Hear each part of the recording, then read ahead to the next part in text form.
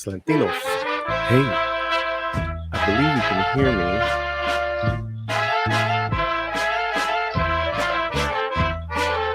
me. Enjoy the tune La Llorona,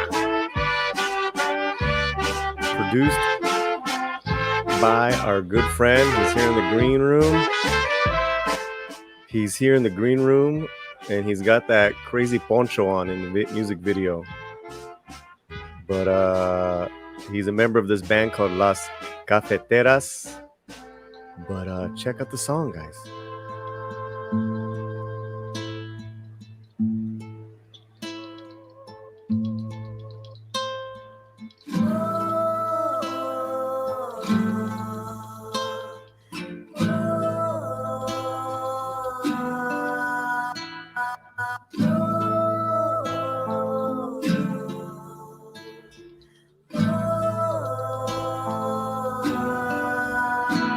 No sé qué tienen las flores, Llorona, las flores del campo santo.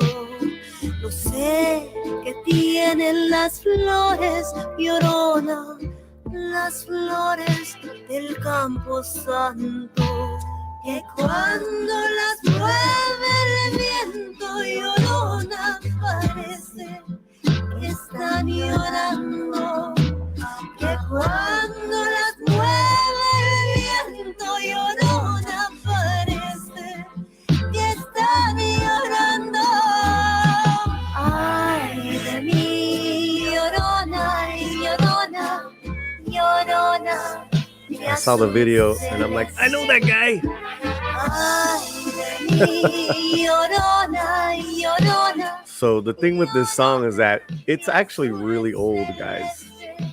And the legend of La Llorona is even older. And we got a real Mexican. We got a lot of Mexican stuff going on today on the Latino slant. But we got a real Mexican. We're gonna ask him some Mexican questions. Like how old are you, Moises? Kidding. He's not older than me. And then just about the genesis of this song. But enjoy some more of this song. There you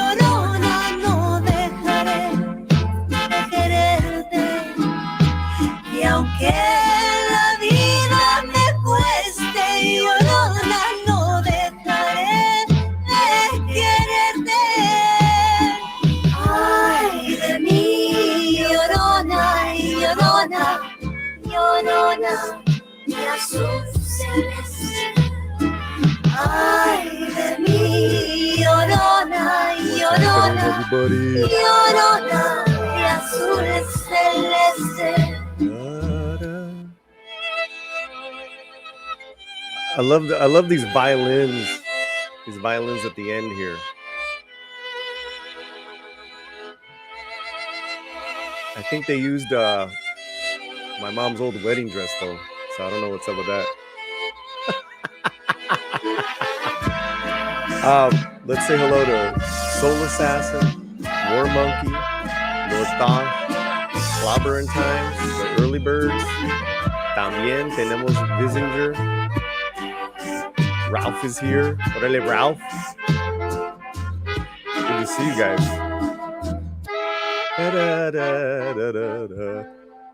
Woo! Very nice. Oh, look at they have the cast and crew. Moises Baqueiro, producer. Hold on. Producer, there he is. Moises Baqueiro. And then there's a violin by Jasmine Lopez. Okay, so nice touch there, buddy. Nice touch. So, hello.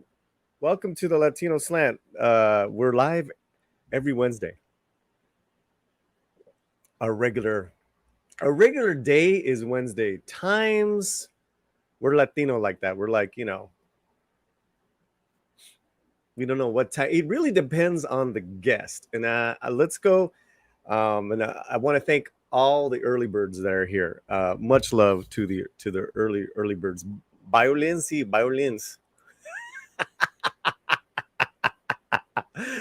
Man. It is a classic song. We're gonna get to that. But let's hit a couple of kind of pop culture news items, and then we'll bring in our really good friend. So Moises, I know you're here. We'll go ahead and grab a drink, kick back. The first we were talking about times, and this is what I jump through hoops with you guys for, so we can have some wonderful guests, and we're really glad that Moises can make this time. I want to talk about a couple things that are trending. One is, and it's all has to do with like the upcoming Halloween and then Dia de los Muertos season. Satanic Hispanic is trending. I'm not lying, and it's not what you think. It's an anthology horror movie. I think it's 5 different stories. So the cool thing about this, there's a few cool things about this. One, they just won the best directors at, what is it, Fantastic Fest, which is the Fantastic Fest, which is their horror festival, like kind of crazy film festival in Austin that happens once a year there. It's been going on for a while. Well, one of the directors, there's 5 of them, I believe. One of the directors is Gigi Saul Guerrero, right? And here's the thing. Let me take one of these banners off because I know it gets a little confusing. She's going to be our guest around the closest date to Halloween. That's what we got. And when I was talking, I'm trying to give her the Wednesdays, right? And it looks like it's going to be a late time show, which is fine. We like that because it's like, the Halloween season. I don't know what, but that's one thing. We have Gigi coming on the show late October for you guys. She already has a film out there that we're going to review, but this new one that she's a part of, it's called Satanic Hispanics. And I know I'm just totally going to cross myself right now. And I did that because I did that. Wait, let's bring that. I did that when I reviewed the trailer. You can catch that trailer, but on the channel. But it is trending because of this movie. And congratulations to the directors. And we're gonna have her on the show, live on the show. I've been following her in her career for a while. She's a hoot. Also, too, I'm gonna go see this film. I bought my tickets. It is screening in Los Angeles, and I bought 2 tickets. Me and Romy are going to see this, but we won Los Satánicos. Oh my God, won best directing in a horror feature. Felicidades, hermanos. Congrats, cast and crew of our segment Nahuales. That's her segment. This was the short film that boosted my passion back for directing and editing. See, she's a director, editor, and actress. When I say director, editor, and actress,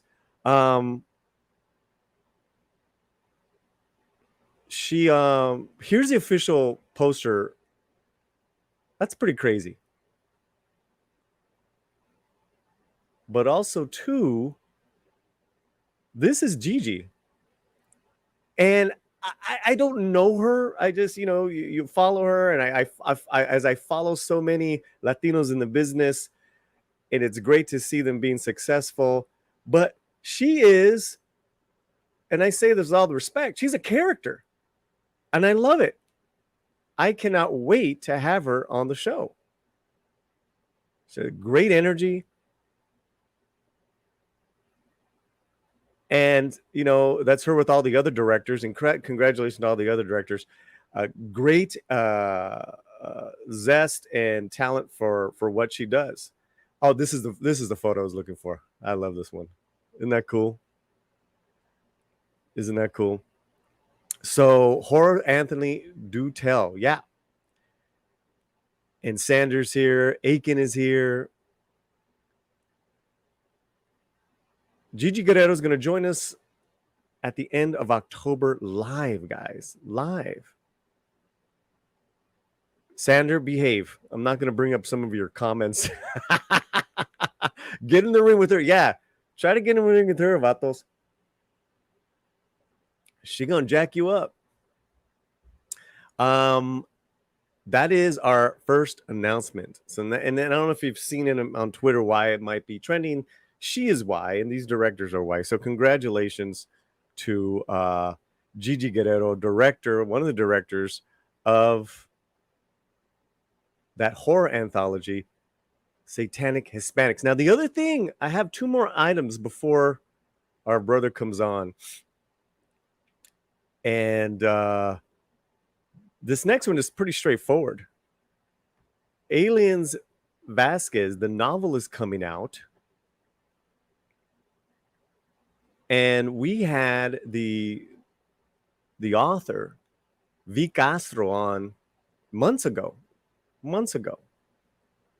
Well, the book is finally coming out November 1st. I got an advance copy. I am reading it as we speak. I'm going to give you my honest review of it. But V. Castro is going to return, and maybe we can get her to do a little read or something. But Aliens Vasquez novel is. I got my well two things. Okay, two things. Let me be honest with you guys, because that's how we do it here. I bought my advanced digital copy months ago, but V got a hold of me and she's like, "Would you like an advanced copy?" So I actually have the book now. I'm going to give my honest opinion, and and it's one of those things, like it's like with Moises. Some of his songs I like, some I don't. I'm going to tell him which ones I don't like. Actually, won't. No. But you got to give an honest review. You can't be Lord. Like, hey, I got the advanced copy. Aren't I cool, guys? Listen, I pay for everything that I go and see here, and when I don't, I let you guys know. So, Aliens Vasquez, an original novel by V. Castro, based from the film from 20th Century Studios. She is set to return. We're working on that date.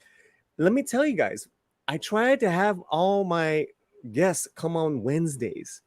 The time is really up to them. She lives in London. So we'll try to figure that out. What do you guys think of this cover? Looks cool. Latino privilege. Latino privilege, let me tell you right now, they say white privilege, but the darker you are nowadays, the better you're off. The more privilege you get, right, Moises? He's really nopal. Hey, Deleted Scenes is here. Hola, Slantinos. I'm at work and can't stay in the chat. Enjoy the show. Don't forget to hit the like. Yeah, thank you. Yeah, well, enjoy listening later on when you can. Ralph is here, and he says the cover looks wicked. Thank you. It does look wicked. It does look good. Cool. Less sunblock. My anime count has decreased to 241. I don't know what that means, Vato. The cover's nice. There you go. The cover's nice. Okay, guys, don't forget a couple of things that is our second news item. Don't forget, but before we get to our last one, which would be, I think I would love to get Moises's take on this. But before we go on to our last news item, don't forget to share the link. Let people know that we're here. And thank you to all our members. We have so many great. Here's the announcement on that. We have 100 monthly members now. 100 of you guys. Cheers to that. Salud. You know what? Just for that, let's bring in our favorite Theo. He's gonna salute you guys.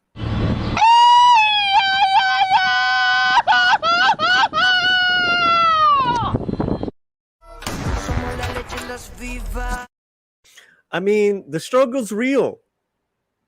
When you only got so many teeth in life, the struggle's real. But he makes it look so easy. God bless him. God bless him. Okay. Oh, you know what? Let me wait off on that one. I want to get another one. when the latest image of Tenoch Huerta came out as Namor, which I got a feeling that it's mixed to say as far as people's feelings on it. At least in this, let me see, am I getting the right one? I want to make sure. Yeah, okay. I want to make mixed to say the least from you guys. I'm actually I'm very curious. I'm very curious. Do I think Tenoch is looking the part? This is the best picture I've seen yet. But when this came out, Shadow Knight, and I don't know who Shadow Knight is. Shadow Knight trended because he says Namor looks cool. You Mexicans really won this time. What is he saying? What does that say, Vato? That's it. That's backwards. It's backwards. Yeah, Satanic Hispanic. Say it again. Satanic Hispanic. Well, okay, you're scaring us, but I appreciate your artistry. I like the name so much that I'm gonna name my next band that. So. I'm taking you out because you need a proper intro. This guy made you Mexicans trend within a day. You Mexicans trend. Listen, I was checking this guy's Twitter page out. Metro Mexican. What do you mean, you Mexicans? Where's this bag of tamales? White Tino. Orale. Looks like you, bro.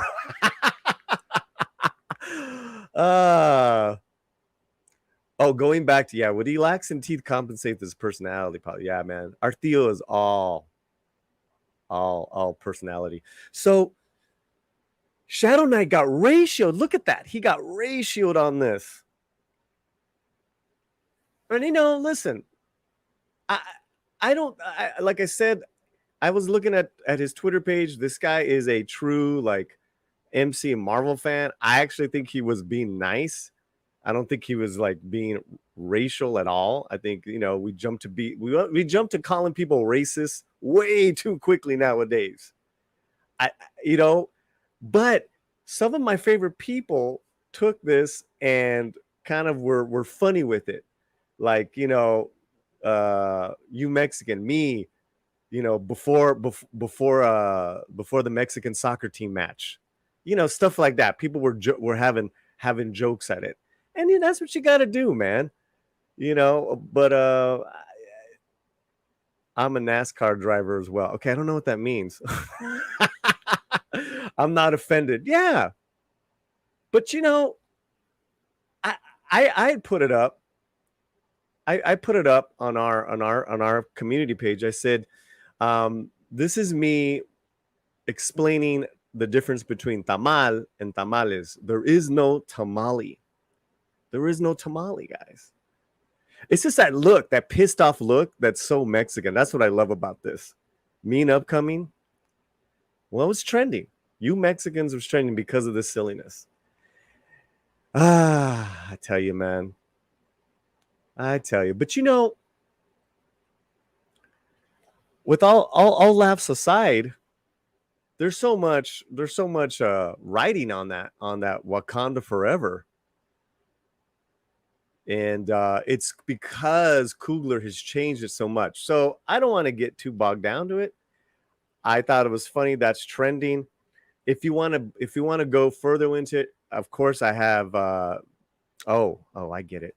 A racist. Gotcha. Got your NASCAR driver. Gotcha. And a buddy I haven't seen in a while. Cam's Crash Courses. Feliz cumpleaños. Atrasado. Yeah, that was last week, but hey, I'll take it. 52, man. I'll take it. So yeah, I did do a video on Namor. I have my thoughts. I have my pros and cons. we'll see what Ryan Coogler makes of it. Okay. Thank you, Clobbering Times, for being here. Thank you, everyone, for being here. Now, let's get to our guest. He is a musician. He is a producer. I've known him since we were in the 90s running around crazy. And it is wonderful to see him be so successful with his groups Los Abandoned, Las Cafeteras, his own record label, which we are going to, I have it up. I have his songs up and everything. And if you are a music lover or looking into producing or whatever with music, please start asking your questions now. But let's welcome everyone. And in the chat, give a Slantino welcome to Elvira Lata, Moises Baqueiro. You're up, dude. You're up. That's right. I'm up. You're up. What's up? Are you awake? Yeah, I'm awake because I've been working on my Satanic Hispanic logo. Okay, let's see your Satanic Hispanic logo. Well, I have a few actually. I first started with cursive because it's out, it's obsolete. So I got that one, which is I did it backwards so you can read it, but apparently that's not working. And then I got this one here. Satanic. I like the last one. The bottom one is very metal. It's very metal. Yeah, that's right. It's metal. It's metal. It's metal. Where are you right now? Are you like in a hotel room? I'm in my basement. This is where this is where the magic happens. You fit right in. We're all men in our basements. I got my Katrina there in the back. It's looking at. Yeah, we can't see. We can't tell because of the lighting. It's all right. It's all right. It's all right. It's not meant to be seen. It's meant to be like you are meant to feel it, not to see it. People come in here and that's the first thing they see and they kind of freak out. Well, you say you're in your basement, so an important question is, where's your mom? She is actually killing somebody upstairs. What? Say that again. She's killing somebody upstairs. She's killing someone upstairs. Man, you're fitting right in. I thought Paulie was in a closet. This is a closet. This is a closet. That's not sexually. I'm literally in the closet of my washer and dryer room. So there you have it. Roll me through me in the back. It looks so spacious, though. It does look spacious. It's angles, It's angles. It's angles. But people are saying hello to you. Welcome to the slant. Hello. Hair and makeup couldn't make it on time, so my face is all shiny and shit. Oh, hair and makeup was out. Hey, it's all right. It's all right now. It's all right. It's all right. It's all right. Okay, so how have you been, man? I've been all right. Just stubborn enough to finally make a living 100% of music. So for the past 10 years, I've been doing that actually, but it's been a nice ride. So here I am, making songs. Well, listen, you've been making songs since the 90s, and I don't want to go back. We were 5. We were 5 in the 90s. Vizinger says, a nice logo designs, Moises. I'm some of an artist myself, and my art skills are drawing logos, mascots, and graphic design. Cool. Well, leave your info because that's always needed. And you guys can connect to Moises on his Instagram. Bother him there. That's right. It's @_El Baqueiro. And this is a problem all the time. I should change my last name to like Perez or Lopez or some shit like that because Gomez. It's like honestly so many vowels together. UEI. Just remember like UEI, the school, whatever, the online school. Yeah. That's how my name is spelled. UEI. Baqueiro, B as in boy, AQUEI. Is that Basque? It is Basque, yeah. It's Basque. It's vast of problems for me because it's been a nightmare spelling my name. Through getting on planes, getting like legal documents. It's always Baqueiro, Baquerio, with a V instead of a B. But anyway, that's my Instagram. I'm not here to vent about my last name. Your mother's killing up someone upstairs because she hates it as well, I guess. Yeah. Actually, Cassandra Triai. hey, hi, And hello. and she says Baqueiro. That's right. She's got it right. She's got it There right. you go. There you go. Well, Ralph is here. What artist band is Moises currently listening to? What am I listening to nowadays? Yeah. Well, I was near a very introduced not too long ago by a certain number of things, and one of them was Warpaint, which I really enjoyed at the Hollywood Bowl. Wow. And then I really haven't been listening to much other than that, and a little bit of a band that my daughter recommended, and her name is Lalita. It's a Peruvian artist from. She lives in New York. But I don't know. This is a really good question. The usuals. I've been indulging for the past year with Blaze Foley. And just I don't know. It's a weird question, but my head explodes when I get really nervous trying to answer that question. Not because I'm trying to be hip or anything. It's just because my memory is not serving me well right now. Well, let's go to the current single. Okay, let's go to this band Las Cafeteras because they've been around, but you haven't necessarily been with them since their inception, correct? Yeah, no, I jumped on that wagon once it was already like functioning. Well, not properly, but it was functioning. And I was brought in. Me and Hector, one of the lead singers in the group, met in the scene like a long time ago, but we kind of like crossed paths in a music festival in Grass Valley, and that was probably like 2019. And he just asked me about what makes a good song, and I gave him the example of Wonderwall, and just like the three parts in the song that make the song anthemic, and how the metric and the melodies change within the same harmony.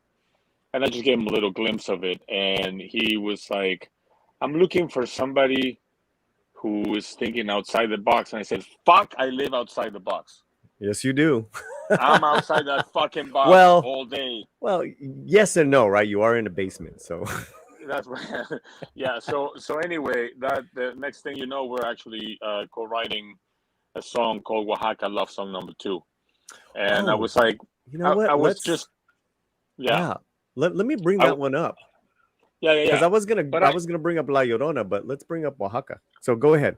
Sorry. So I was like, maybe this is not the first love song that somebody wrote about Oaxaca, but let's just name it number 2.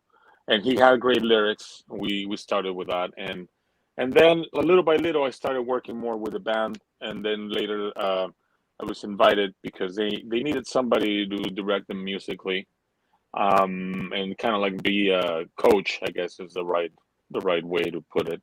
And so it just happens that I play bass, and they needed a bass player. So here I am, a year and a half later, and all this. It's only been a year and a half. It seems longer. Yeah, and this all happened during the pandemic. Then after that, I produced another song called La Sirena, and then most recently we did a song for Christmas. Called Amarga Navidad. It's like a Jose Alfredo Jimenez remake. And then we did. You can also find that one on YouTube, I guess. Well, let's play a little bit of this one, and then I want to, because this is a very unusual song, and I'd like to ask you a few questions. This is called Oaxaca Love Song Number 2, and this is Las Cafeteras, and you're in this video as well. So here we go. Acción. This is a lot of talking. I want to get to the music. There we go.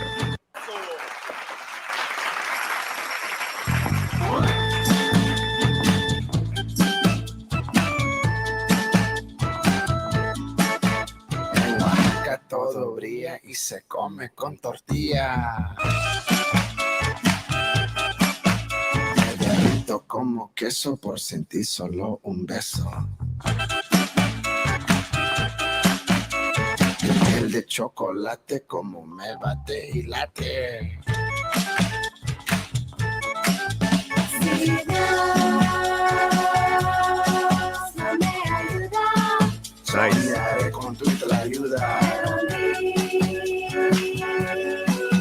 Costa Rica. Así te ves bonita.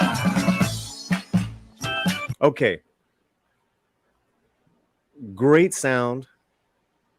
I'm thinking that this is like a very Motown tribute.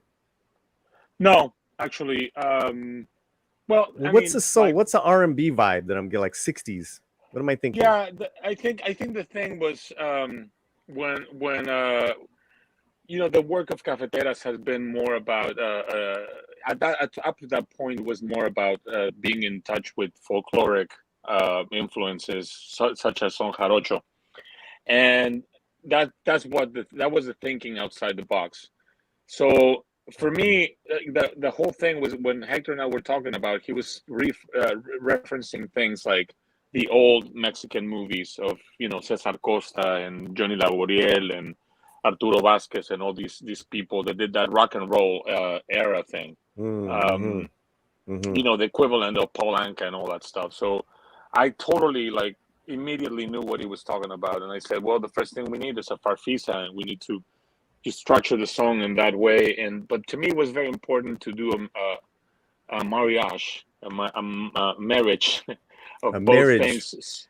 So started with a zapateado. Okay, what is a zapateado? Because I'm gonna be honest with you. Most of my audience, they're not even Latino, so much less Mexican. That's great.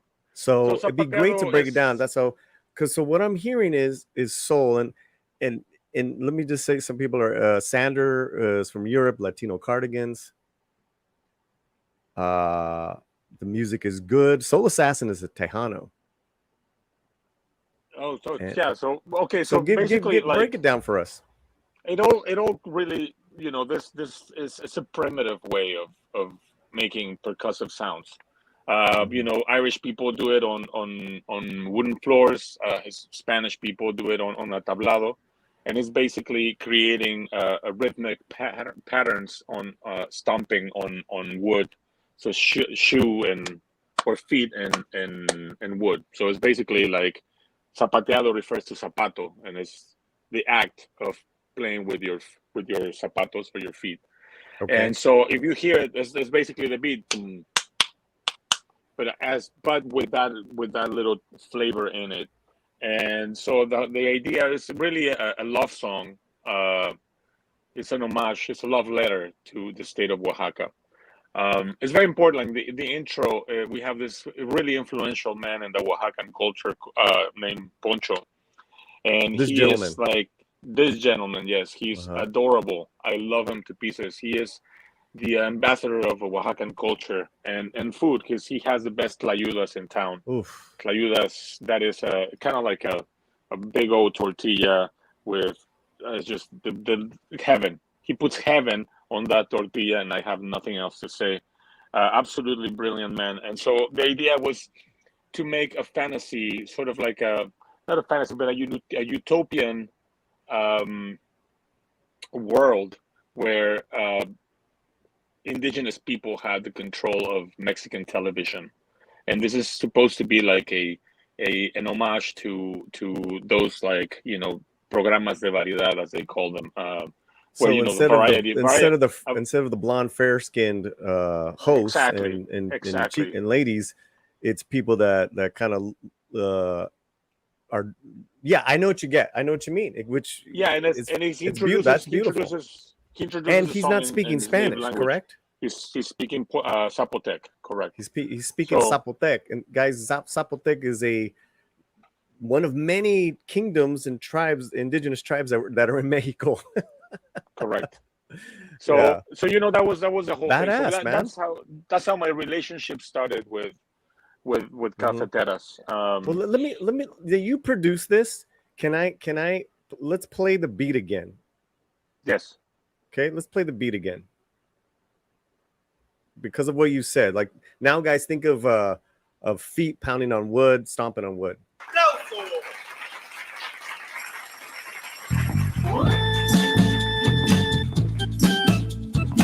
You can hear it better. Say it again. You can hear it better if you can hear it better if you go to the end of the song. Go to the end of the song. Okay. Yeah. Well, I mean, the visuals are great because you have the female dancers with the shimmering kind of I don't know if it's 60s or 70s, but fantastic. And what's the name of this female singer that's in the band? Denise. Denise is incredible. Yeah, super talented. Yes. Yeah. Here we go.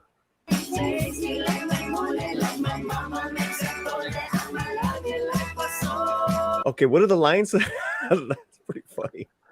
It's basically you wanna. It's a double entendre about double entendre, right? But what say the lines for us? It's I had like chilatole, tasty like my mole, like my mama makes atole, and I love you like pozole. Who wrote that? Yeah. Hector. Dude, that sounds so you though. I know. Well, this is how good things happen. Right, because you guys connected. Okay, here we go. Correct. I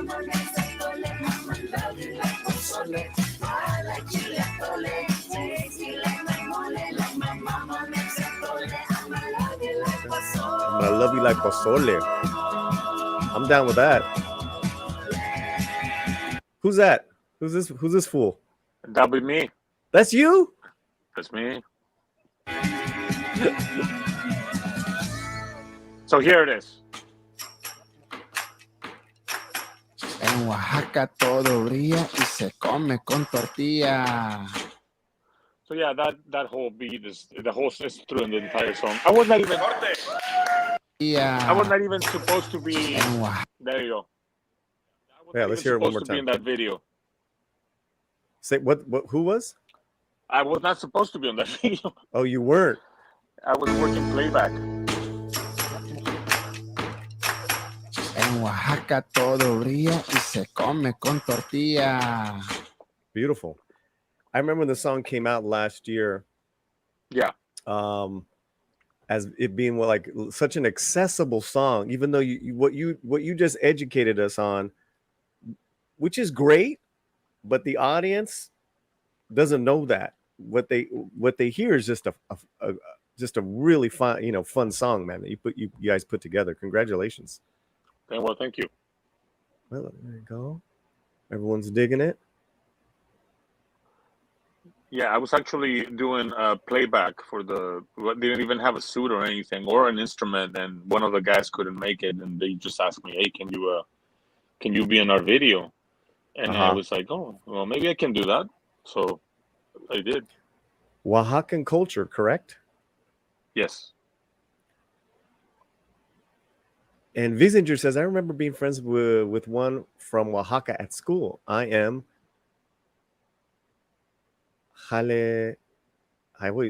Jalisco, right? Yeah. Right, yeah. That's a different state in Mexico, guys. Fantastic. Brass bands, colorful personalities, and vibrant stuff. Thank you. So yeah, that and I think there's another friend of yours in the chat. And welcome everyone that is hanging out in the chat. Members, subscribers, and people who are just here for the first time and you're not subscribed to The Slant, please consider subscribing. We bring a lot of great stuff to you guys, like Moises Baqueiro, Edward James Olmos. You know what? He was just warming this place up for you, man. Eddie. Oh. Gracias. Isaac, gracias. Isaac Rodriguez. Yep, 2019. I was there playing with Moises. Muy creativo y inteligente, el vaquero. Who's this? Says Isaac Rodriguez. Oh yes. What's up? Cool. I've known him for quite some time now. Looks like you could have been in the video, Paulie. In my former life, actually, I would have to change hats though.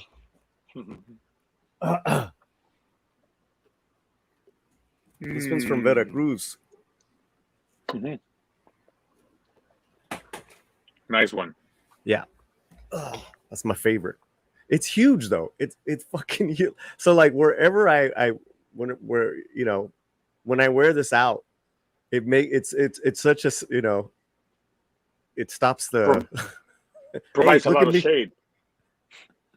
Look at me! It provides shade and stops traffic.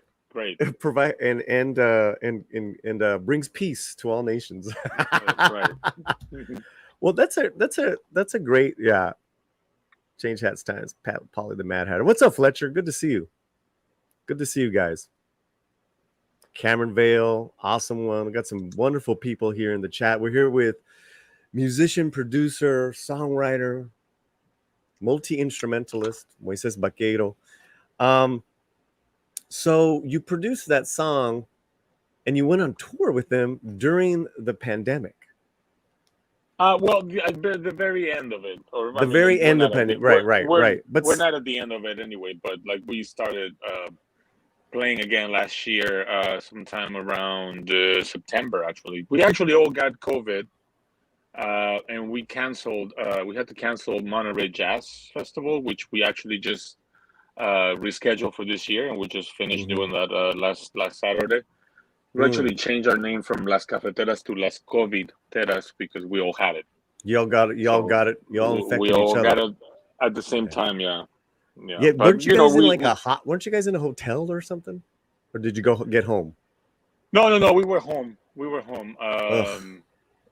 we were fine. I mean, we had just come back from tour, and I think that's what happened. We got it over Labor Day weekend last year. Hey, we had it bad in June, but we're fine now. That's just and you know me, I train the jiu-jitsu, so Correct. I couldn't do anything for a month, man. I was just so tired. Damn. Yeah. Hey, that's the way it goes. That's the way it goes. But so this has been a good thing for you working with these guys. Absolutely. It's good to. I mean, after 53 bands that I've been in, and I actually am not joking about that. I guess it's the exercise of interacting with people that puts you in a place. And it's not that I am more talented than other people or anything, but it is basically that experience that comes with human relationships and learning how to talk to each other, and be fair enough and be objective enough. In a setting of creativity, it is very important to, direct egos, store them, personalities, front, personalities, and all that stuff. And so it's I guess that's I feel really appreciated, and I feel they're wonderful people that really take care of their own. That's great, man. Well, I know they've been around. They're pretty active in the community. Very political, which I think they walk the walk. And that's you. I respect that. Yeah. So yeah, it seems like really good people. Let's talk to the chat for a second. Mountains of Elysium is here from Ola from Ireland. Oh, fellow nerds, can't stay long. Just dropping by to give the stream a like. Hey, Mountains, thank you. And I hope Ireland is doing well today.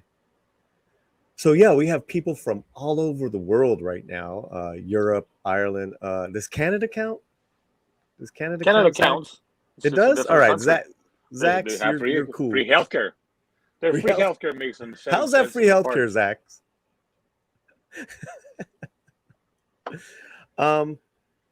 That's funny. Okay, so let's talk about this. All right. Someone's. You know what? It's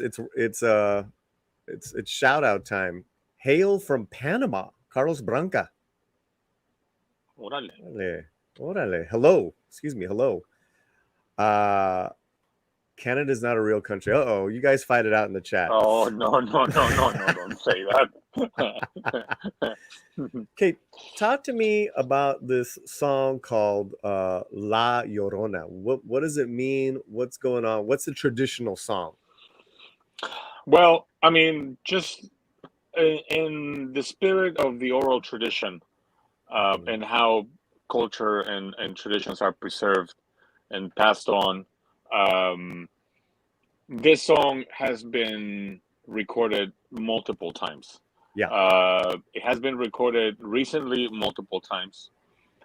There seems to be a fascination with this Mexican morbid themes of death, and what happens after death and all that. Of course, for us Mexicans of heritage, Mexicans of origin, we know that that's very, very close to us. It's something that we celebrate. We celebrate death as much as we celebrate life. So it has been rewritten. It has been reinterpreted. And so you asked me like if we had written verses from it. And Right. yeah, we actually wrote part of it, because we found out that part of it belongs to a journalist. Some of the verses that are known belong to a journalist from New York. I can't No, remember his name. Yes. you're kidding me. No, I'm not What? kidding you. How? So Yes. it's not. So So it's not that old of a song, even though the legend it of is. La It is. Llorona is old. It is. So I'll tell you. I'll explain how that Okay, you works. explain it. I'm sorry.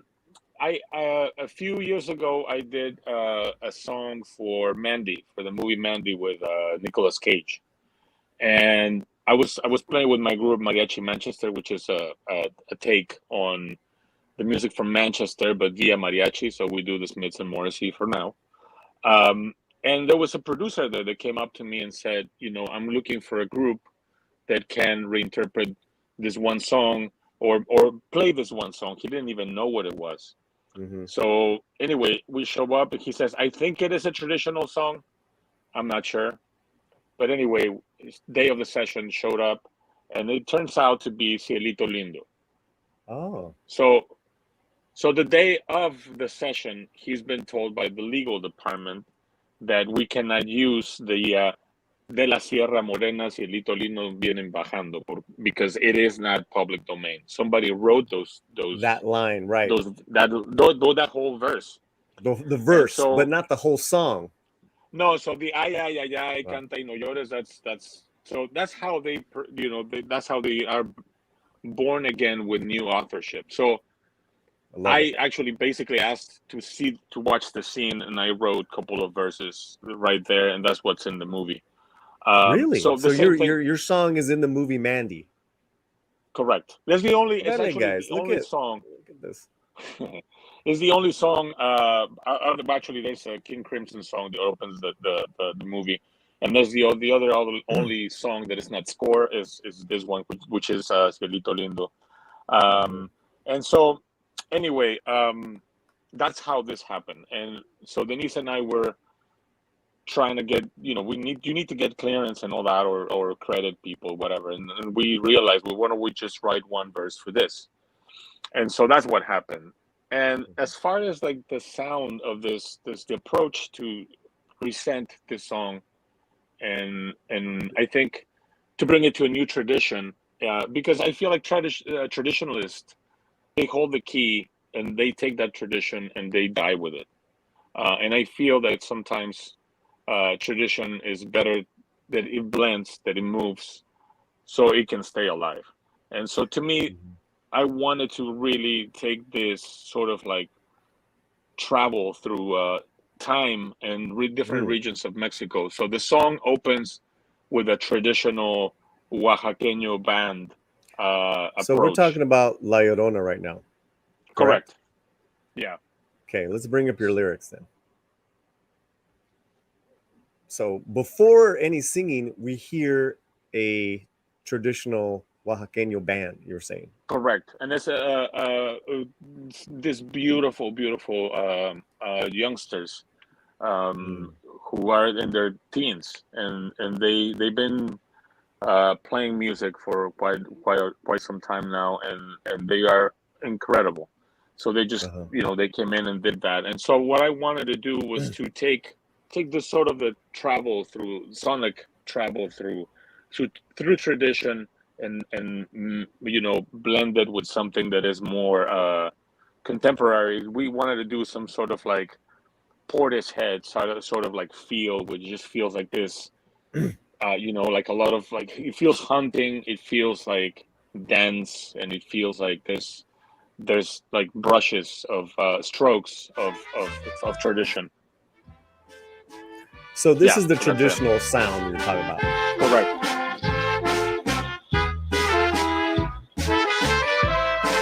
So when I hear this, right, there's two things I hear. I hear a German polka, and then I hear the I don't want to say Aztec, but I definitely hear what's that instrument I'm thinking of that shakes? Oh, you're thinking about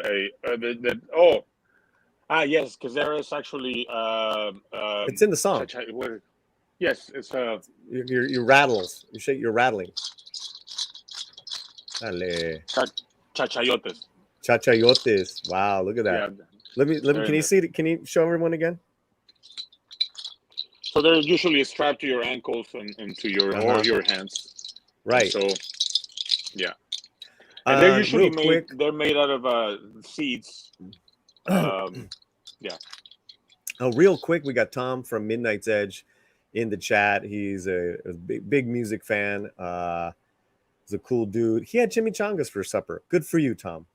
Chimichangas in Wisconsin. Now that is a feat. Yes, hard to find. Okay, so when you say the Jalisco sound, I hear a Why do I hear a German polka? Well, because all this music came from Europe, of course. This is diaspora. This is just a whole exchange of things. The banda oaxaqueña sound actually did come from the Balkans, and if I'm not mistaken, if there's any like ethnomusicologists in the chat, there is one traditional rhythm in Oaxaca called chilenas, and it's said that this music got to Mexico before it even got to Sinaloa and all this banda stuff that we know now. You're not a banda fan? I'm not a fucking fan of that stuff. So anyway, woo! Came via. I'm really fan. I'm fan of the instrumental one. I'm really you're a fan of the instruments. I hear you. Yeah, I hear you. Before they introduced, because Cruz Lizárraga was a big Glenn Miller fan. So Glenn Miller actually influenced a lot of musicians in Latin America. Like Benny Moré and of course Don Cruz Lizárraga. And so that's how that music got in there. And of course all the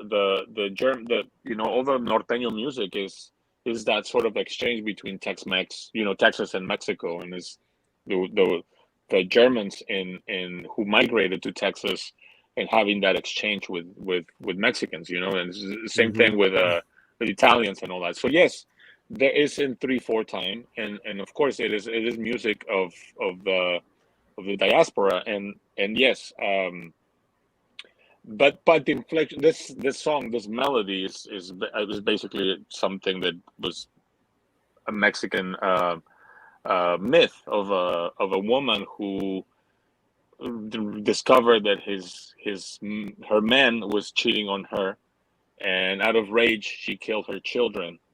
And so this is the legend, right? And so with that is the song talks about that, and she just went and started crying, mis hijos, and so that's how the legend goes. That's how the legend. Really we wanted to give it a spin. Right. Before we go into the lyrics, I want to play a little bit of this again, and that's you in the middle, so everyone take note. He puts himself center stage. Nah, just kidding. It's really cool, man. Let me back it up a little bit.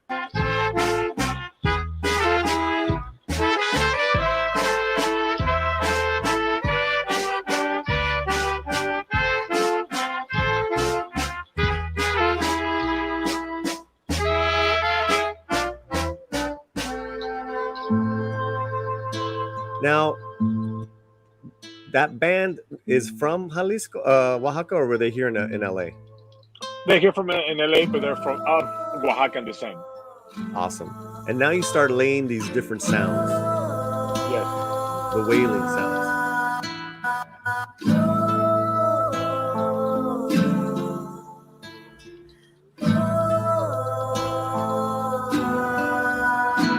No sé qué tienen las flores, Llorona, las flores del Campo Santo. Talk to me about, is that Portishead beat that you're talking about? Yeah, it's very spaced. You know, it's like it's slow. It's 3/4 time, and it's all the little subdivisions in the beat that make it sort of like have this sort of haunting thing, you know, about the track and because this actually there's a purpose of us releasing the song, and it's because we're working on a play for Day of the Dead called Hasta la Muerte. And along with that, there'll be 3 more songs that accompany this production. So it's as a 2-act theater, dance and music play. Wow. And so part of it was like we got to really feature the song, but we want to reinvent it. And because honestly, I went and really looked for all the versions that are out there, and I don't know, I think I spent like a whole day just listening to all of them. And I wasn't really thrilled because they were all pretty much the same. And, you know, the idea of really transforming it really came about providing something new and interesting, you know, and you know, just to be, you know, just cool. Let's hear it again. Let's keep it playing. No sé qué tienen las flores, Llorona, las flores del Campo Santo, que cuando las mueve el viento, Llorona, parece que están llorando. So I see what you did here, and then at the end you bring back the horns. You bring back the Oaxaca band. Yeah, and then also in between, in the middle, there's this like it's interesting because, you know, there's actually just one violin player. Her name is Jasmine. Oh, right, the violin, right. And in the middle of the song, there's this part that I just wanted to make it like really like tense, you know, just do this thing where like you feel like somebody's ripping your guts. And I told her basically like this, and she looked at me with big eyes and She sort of like an expression of, yeah, like, what the fuck are you talking about? I said to her, now play the violin like as if you didn't know how to play the violin. And she just looked at me like, I don't know what the fuck you're talking about. So there's that little part where I just had it like play out of tune and just do like, you know, cat noises on the violin. It was really interesting to just, when you tell a trained musician to do that, it's really interesting to just see the reaction. But she was amazing. She just did that, and let's try to find that. Let's try to find that tense violin moment where you said, "Don't play like you don't know how to play." Okay, hold on. Play like as if you don't know how to play.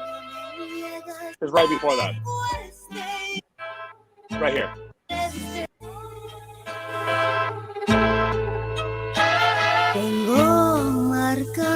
El destino, Llorona. Before or after? That was before. It was right there.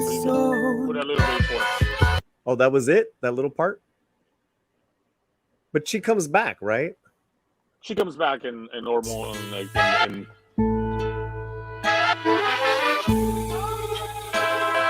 Oh, I hear it. Gotcha. But in the end, you bring it back. Yeah, and of course this has a lot of in the spirit of late '90s music. It has a lot of cut and paste, so it's like reversing these horns, like placing them in different parts, and just do this sort of thing where like kind of like when your mind skips a little bit, sure, and the record skips a minute. It just gives you an eerie feeling. Now, so it was important. I'm sorry, Moises. You said that you played every instrument on this. Besides the Oaxaca band? As a secret, yes, I did. Just keep it as a secret. No, the band. It's a whole band. it's a whole band playing the. Well, I mean, the thing is this: like I had like people played different things, and I grabbed them from other songs. So I kind of did a puzzle, and it's really Ooh. fun. It's one of my favorite things to do. I'm all about juxtaposition. So Yeah.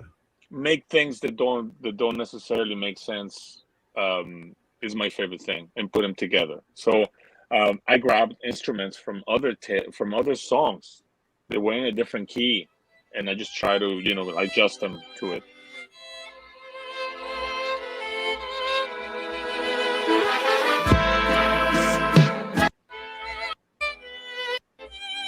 And this is later in the song. What made you go back to an instrumental like violin, and then then the band coming back? Yeah, that was funny because when Jasmine was here, I told her let's do the theme and I harmonize it in the clear, which means like after you finish, I had a whole thing mapped out already. I had the structure of the song, Mm-hmm. and we had it like just basically when the session ends, I had it like way to the end, and I said, well, okay, we'll play the melody. Okay, now give me the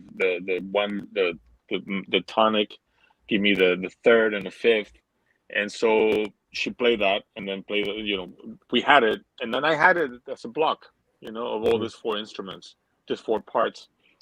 And then when I was working on it, I was like, well, what would happen if I actually just plays this over here? And I did, and it's off time. It comes in like one beat after it's supposed to start, like logically.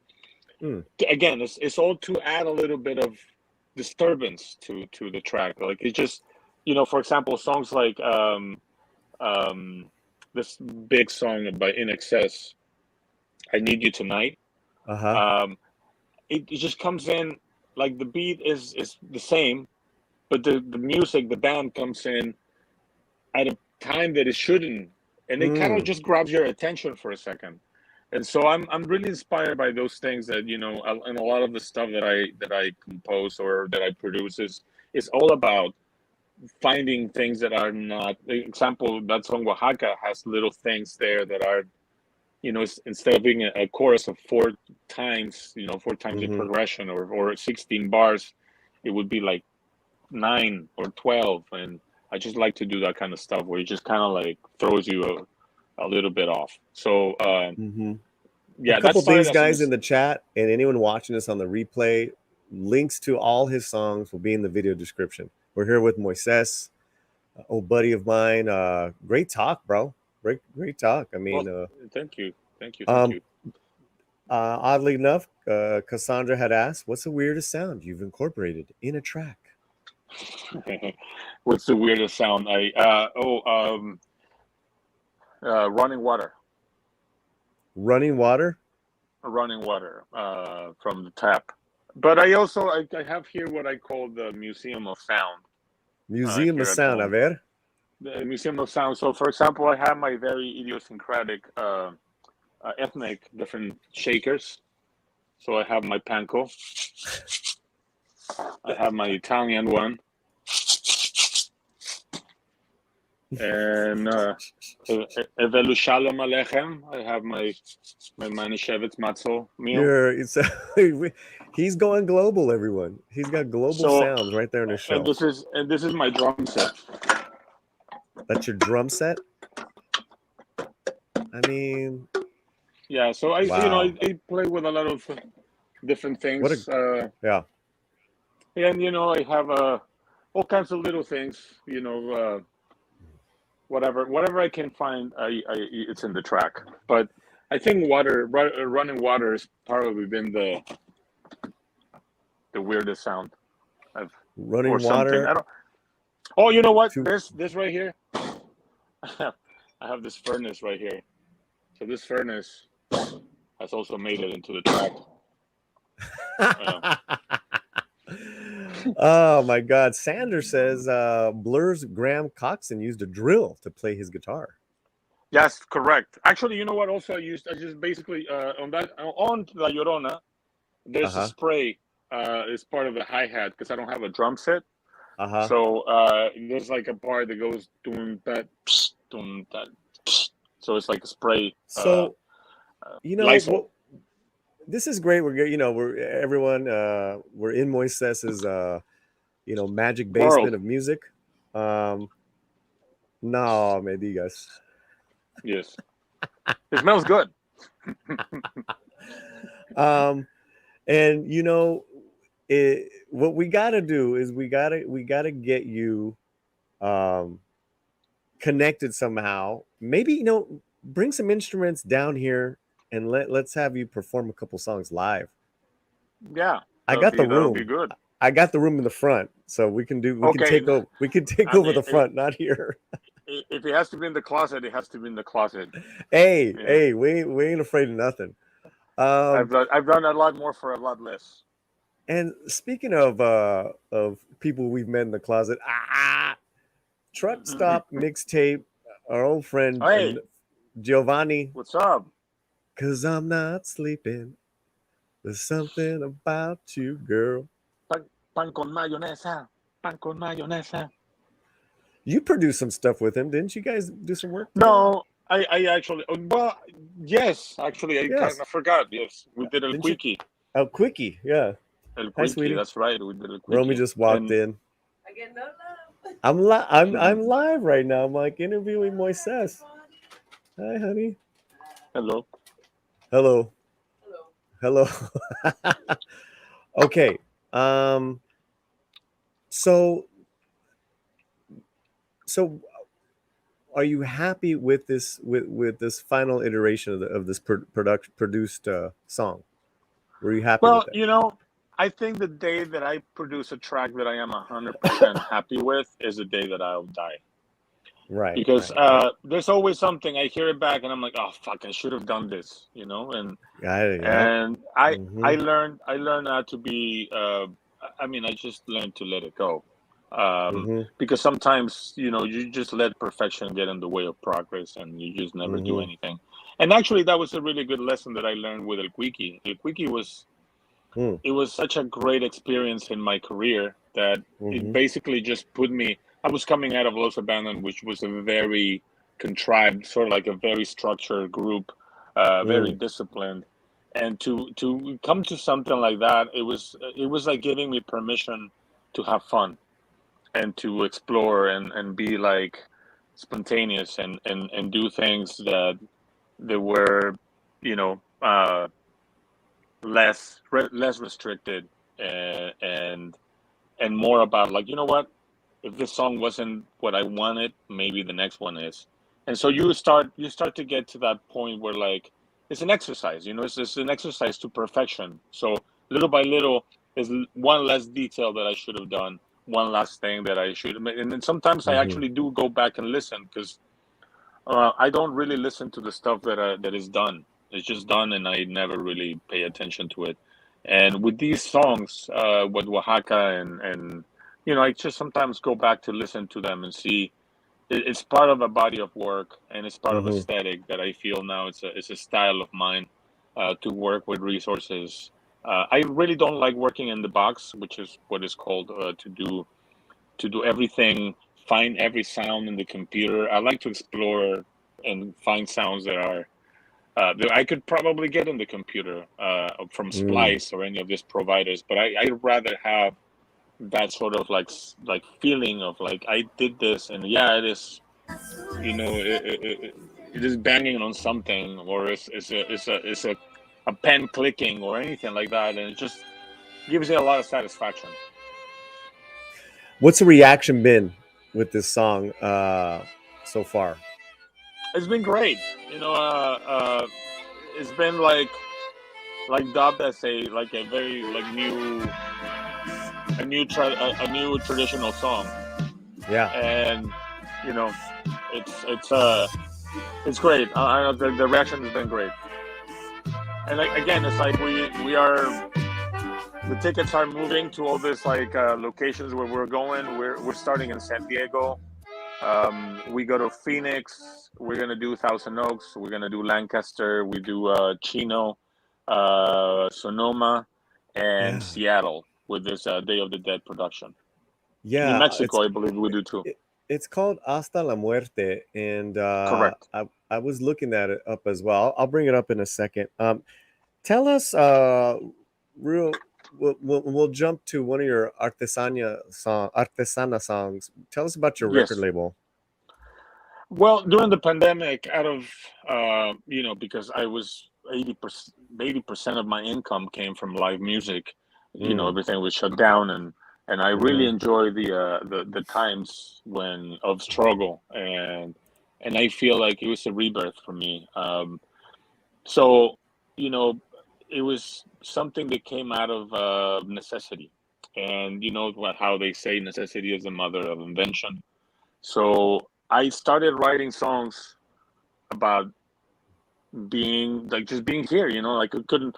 There was no Guitar Center, so even if the Guitar Center was open, I wasn't able to buy any instruments or any plugins or any nothing.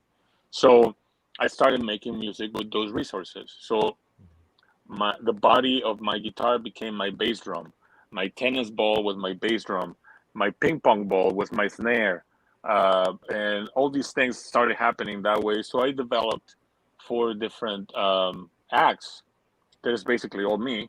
And I started collaborating with a friend of mine, really good friend of mine named David Petrie, and we started a band called the Anchoas, and we started just playing stuff around, recording stuff around and doing things here and there, and I basically started writing songs. And every day at 11 p.m., I would set myself, I would sit down and give myself 60 minutes to write a song, and I wrote 60. And so I have all this music stored, and it's being little by little, it's being released. I'm still working on the whole presentation and everything. But it's basically seven different acts that are on the Artesana umbrella. The Anchoas, Aparato, Moi Moi, Objetos Encontrados, El Mariachi Manchester, which is also one of my We haven't even. projects. That's a whole nother live stream, guys. Is Mariachi Manchester. Yes, But I'm putting in the chat the link to this page here. I love this like tropical song that you did, but it's what language is this? oh, yeah, that's Mayan. It's Mayan? Yes, and I'll tell you the reason why. That is my great great grandfather's song. What? He is dubbed as the father, the godfather of Yucatecan trova. He has a whole like room in the Museum of Yucatecan Music. And my story Wow. is very very of a Walt Disney movie. My great great grandfather, his son Pedro, was a womanizer. The My great great grandmother didn't like that and said, "None of my kids are gonna learn music or play music." So that was my grandmother, and therefore there were two generations that were cut off from that talent, from that Mhm. route. And so me, without knowing, I just picked it up, and I heard the story like very later in my life. But anyway, this is a song, and this is just like a little homage to my This is a ancestor. great song. Let's play a little bit of it.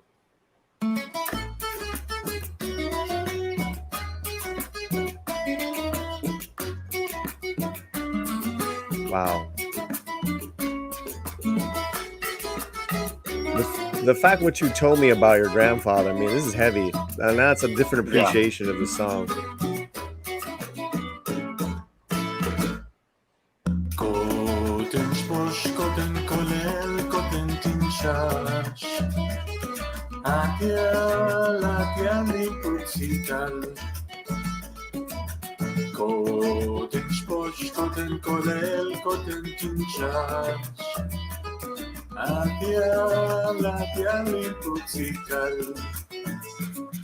Hashaltem bashtem kavim, hashaltem bashtem kavim.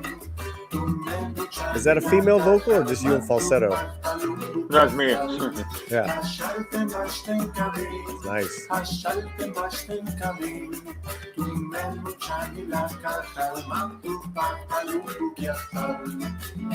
Incredible, bro. Well, Incredible. thank you.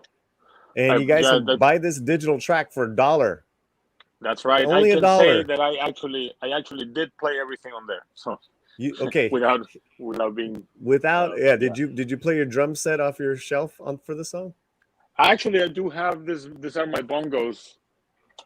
It's like wooden bongos. Oh, dope. So I played all that stuff, and I actually did found this conga on the street when I used to live in Culver City that I have right here. So I use that one too.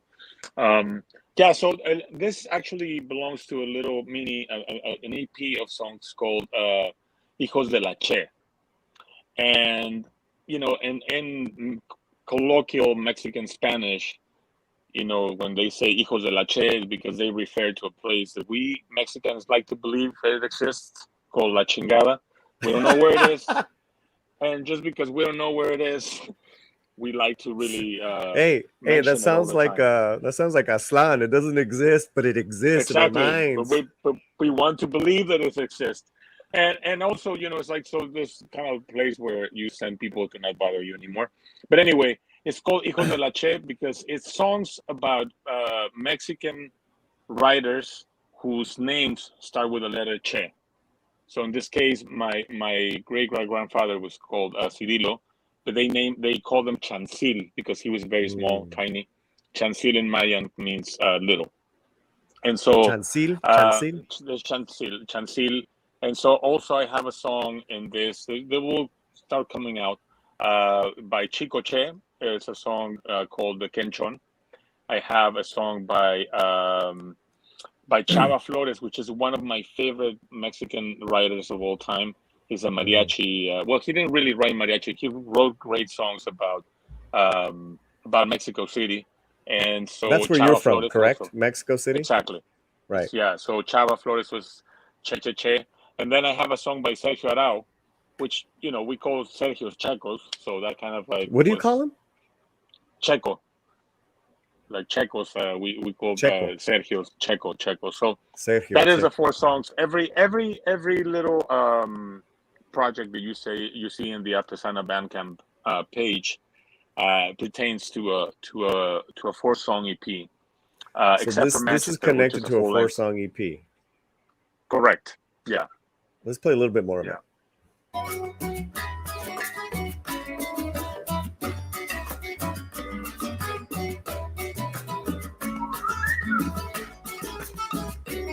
Guys, don't forget to follow Moises.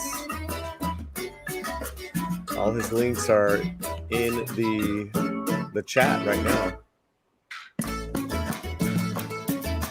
When did you start playing an instrument? When did you start? When did you first pick up what was your first instrument and how old were you? I was 25 and it was bass. You were what? 25. You were 25? Mm-hmm.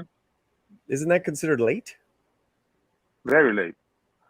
But the good thing about it is that I didn't see music as an extension of my genitals. So I really didn't. I was already married, and to me it was like I didn't want to impress nobody. I just did it for the love of it, and I still do it for the love of it.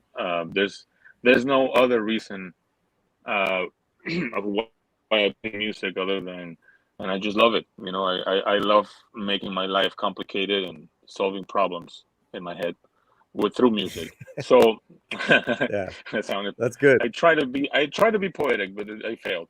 But yeah, I started with bass, and then I met a guy in college who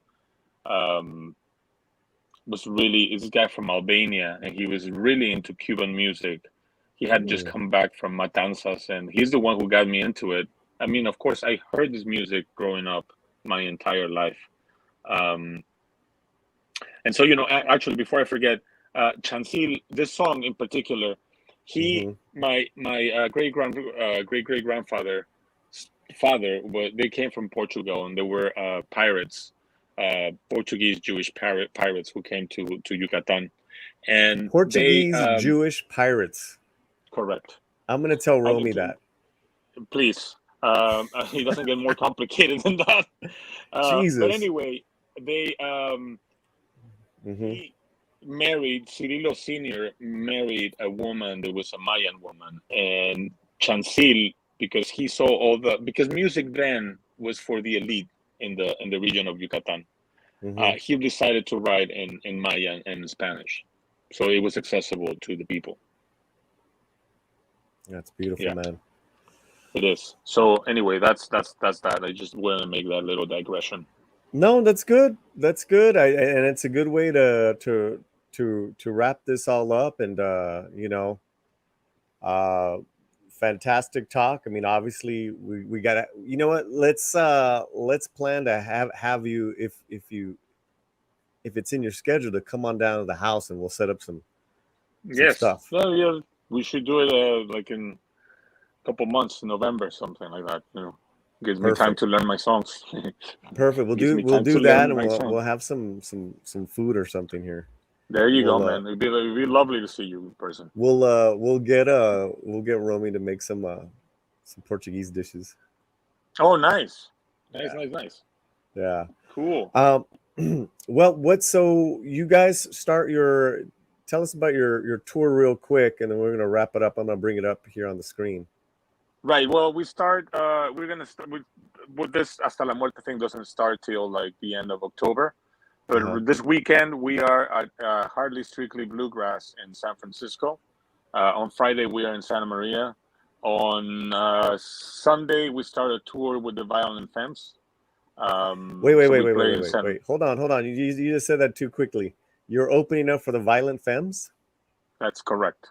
Jesus. Actually, Christ, I like to think that they're actually closing for us. We're not opening. They're closing for you guys. Yes, correct. That's right. Wow. Where is that at? Sunday, St. Louis. St. Louis? St. Louis, and then we do Chicago on Tuesday, Wednesday, which is, I believe, so St. Louis and Chicago. Guys, if you're in those areas, Las Cafeteras with Moises, and closing for them, the Violent Femmes.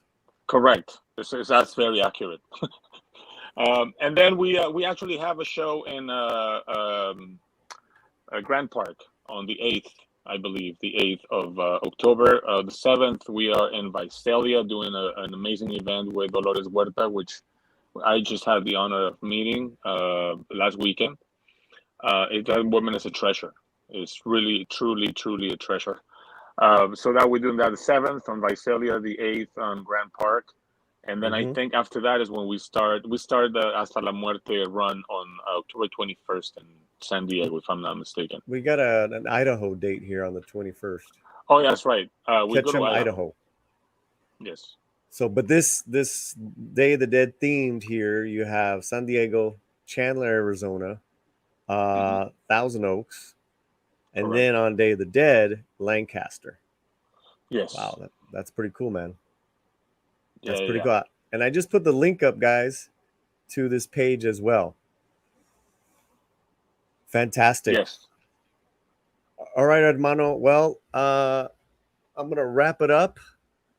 I appreciate your time, and it's been a pleasure. I will talk to you soon. Thank you, man. Thank you. There he goes. Amazing. You know, you think you know someone in a sense, as far as like, you know, oh, I know his music and this is that. And he shared that about his grandfather and about that song.